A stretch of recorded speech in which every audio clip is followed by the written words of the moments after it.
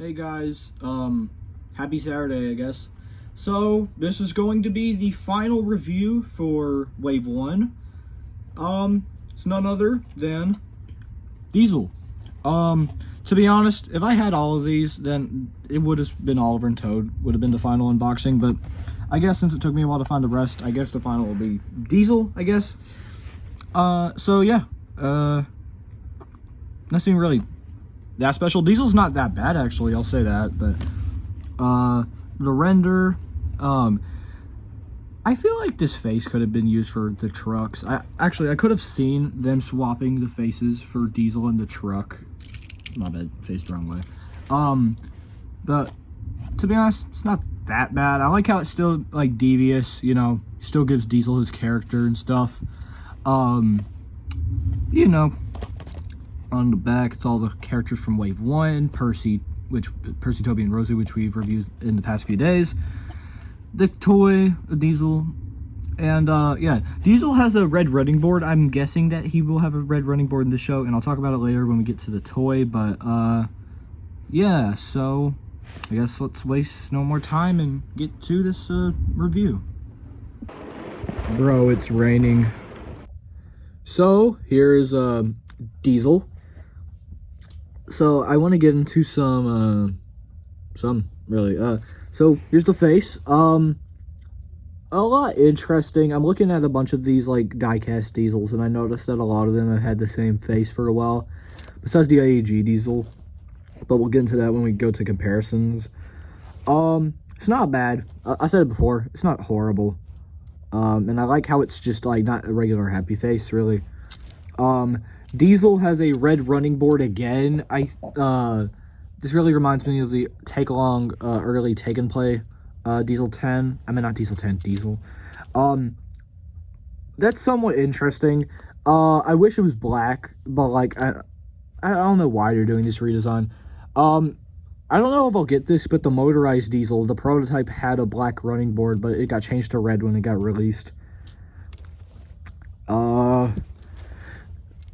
You know, you can't really mess up Diesel. He's a black box. Another thing is that his wheels are, like, gray, but it's, like, a really light gray. Like, I'll compare, like, Toby. Sure.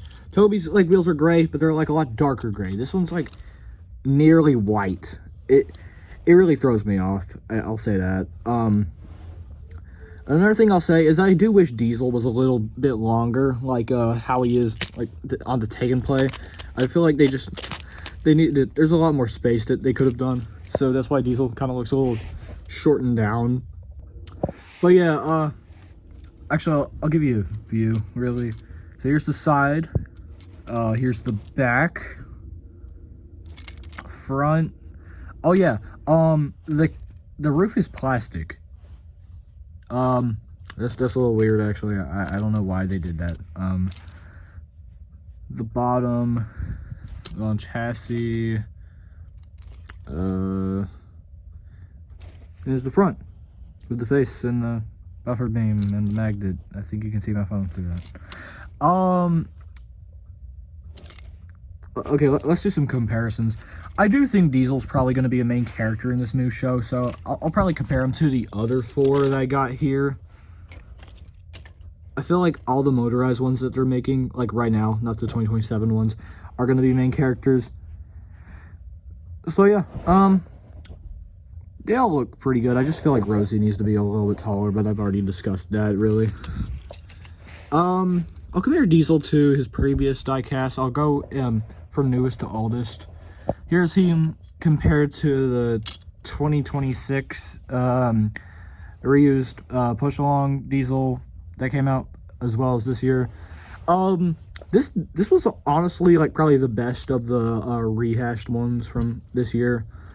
As you can see, yeah, he has a black running board, a lot more. I don't know. He doesn't even look that bad. He's probably like the least worst push-along of these. Next up, we got the All Engines Go Diesel. Both of these. I am so glad that this new show is not putting a bunch of like purple with Diesel, because this is like one of the big things that have an issue with the AEG Diesel is like how much purple they used on this guy. Yeah, it's not on him, so we're good. Yeah, this has its own interesting shape, and they both don't have normal smiling faces, so that's pretty cool. Here's him compared to one of these things. I don't have the regular 2019 diesel, but here's him compared to like this variant. Nothing really different. I'll compare these two because they're technically the same. Here's him compared to the Adventures in the 2014 diesel. You know, a lot squashed down, but they're still pretty long actually. Yeah. Oh yeah, these have like molded side rods as well. Yeah, I forgot to bring that up. These doesn't have those. Here's him compared to the best diecast diesel, the 2013 Take and Play diesel. I love this. It has like the accurate black foot plate along with the side rods on it. Really like it. Really enjoy it. And here is him compared to the 2010 diesel. You can see like the same red running board. Still black wheels though, not these. Can you hear that? And here's him compared to the Take Along diesel. A lot more grumpier face. This is more like angry, more mischievous, really. But yeah, as you can see, you know, red running board. Back again. Think first time in like 14 years, I think. But yeah, that's my review on diesel. Final Wave 1 review.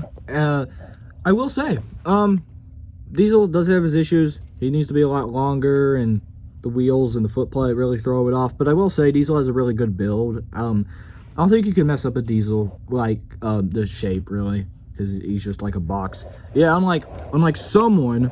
But anyways, so yeah. And we're now having diesel. I now have the entire Wave 1 of the new diecast stuff. Yeah, that's Wave 1 for y'all. I don't know when Wave 2 is gonna come out. I hope it's pretty soon, but I don't know. It might be a little different if like I do Wave 2, because I don't want my whole channel to be reviews on these guys, but who knows really. But yeah, I hope y'all enjoy all these videos I've made on Wave 1 of this new diecast line, and I'll see y'all with some video. I don't know when. Okay, I'm out.